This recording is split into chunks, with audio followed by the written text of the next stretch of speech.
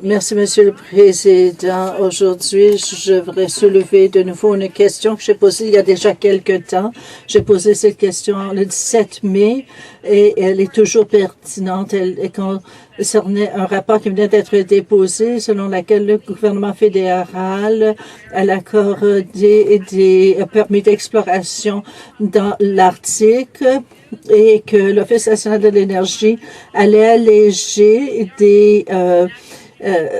les exigences au sujet des forages dans l'Arctique, c'est-à-dire qu'ils ne seraient plus obligés de prouver qu'ils pouvaient forer un puits de secours disponible pendant 5 heures. La plupart des Canadiens ne savaient pas ce que c'était le puits du secours avant de voir la catastrophe de BP dans le golfe du Mexique. Puis on a vu là pourquoi il faut un puits de secours. S'il y a une éruption en profondeur dans l'océan, il faut pouvoir y mettre fin. Pour cela, il faut un puits de secours. Et dans l'Arctique, c'est beaucoup plus difficile en raison des conditions climatiques. Et si ça produit pendant l'hiver sous le couvert de glace et dans le noir, il est critique d'avoir un puits de secours avant que les conditions hivernales deviennent un trop grand obstacle.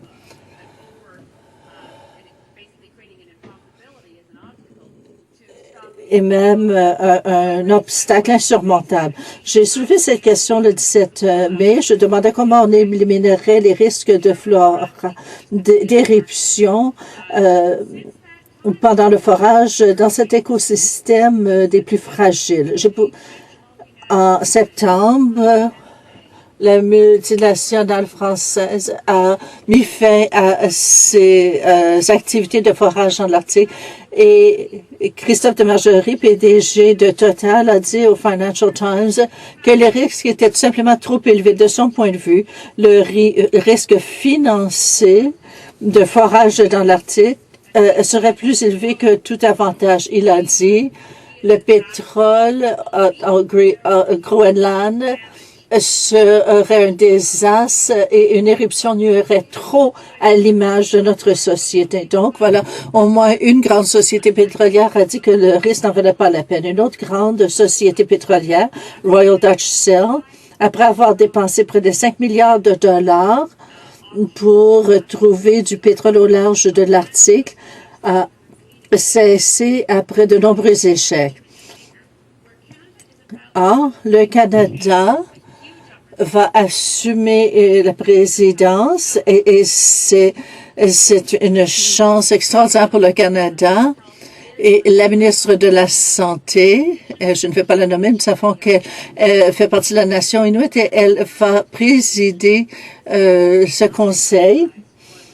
Et ce serait l'occasion pour le Canada de dire que nous n'allons pas subventionner, nous promouvoir les forages dans l'Arctique, que nous allons exiger des puits de secours, que nous n'allons pas assouplir les exigences et que nous allons travailler les autres pays circumpolaires qui sont membres du Conseil de l'Arctique. Il est essentiel de protéger notre environnement. Le secrétaire parlementaire. De répondre à la question de la députée de Saanich Gulf Islands. Notre gouvernement est déterminé à façonner l'avenir de notre pays en s'appuyant sur un Nord fort et prospère. Il ne fait aucun doute que le Nord demeure une grande priorité de notre gouvernement. Nous nous employons à assurer la prestation des grands programmes et initiatives de la stratégie pour le Nord ainsi qu'à les améliorer. Ces programmes et initiatives profitent à tous les Canadiens et les Canadiennes. Le Nord arbitre un potentiel mondial en matière de ressources, ce qui représente une fabuleuse possibilité économique. Notre gouvernement continue à encourager les investissements dans les collectivités nordiques tout en s'assurant que ces investissements sont soutenus par un régime de sécurité et de protection environnementale de calibre mondial. En prévision des investissements à venir dans le Nord, l'Office national de l'énergie a lancé l'examen public des exigences relatives à la sécurité et à l'environnement pour les activités de forage extra-côtier dans l'Arctique. Le rapport définitif de l'examen public déposé le 15 décembre 2011 a confirmé que le régime de réglementation extra-côtière en vigueur dans l'Arctique canadien est un des plus sécuritaires et des plus stricts au monde.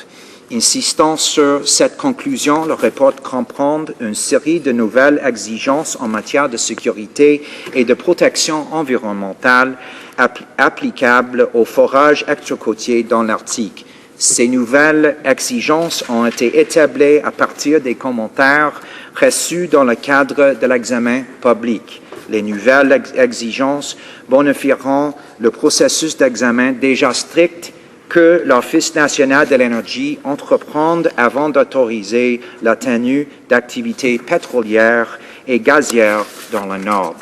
L'octroi de droits mineurs sur les terres de la Couronne est important pour stimuler les investissements dans le Nord, Monsieur le Président, en collaboration avec les gouvernements du Nord et autochtones, ainsi qu'avec les résidents de l'endroit. Affaires autochtones et développement du Nord-Canada accorde des droits aux éventuels promoteurs. Le processus d'octroi des droits dans le Nord est ouvert et transparent et, comme ailleurs au Canada, axé sur le marché. Les permis d'exploration accordés par le ministre donnent aux promoteurs le droit exclusif de faire de la prospection et de procéder à des forages afin de trouver du pétrole et du gaz naturel. Actuellement, il n'y a pas de forage dans la mer Arctique. Toutes les activités proposées associées au permis d'exploration exigeront l'approbation de l'Office national de l'énergie.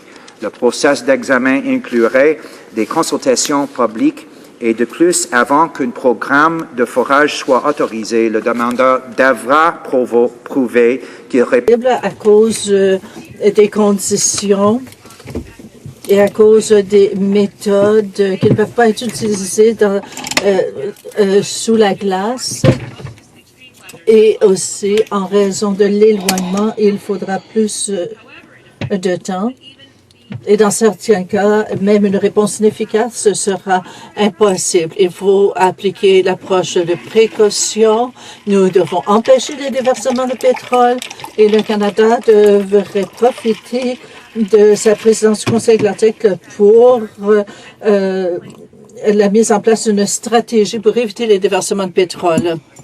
Comme je l'ai dit, notre gouvernement reconnaît pleinement l'importance de la croissance économique et de la protection de l'environnement. Le Canada s'est doté des lois et des normes environnementales solides, d'un régime de sécurité musculé et de régulateurs indépendants d'expérience pour encadrer les activités extra-côtières. L'Office national de l'énergie est un organisme de réglementation d'envergure mondiale. Notre gouvernement est persuadé que l'Office dispose des outils adéquats pour réglementer de manière sécuritaire et efficace toute proposition d'activité pétrolière et gazière dans l'Arctique canadien. Notre gouvernement est déterminé à concrétiser le potentiel énergétique du Nord et ce, au profit de tous les Canadiens. Merci, Monsieur le Président.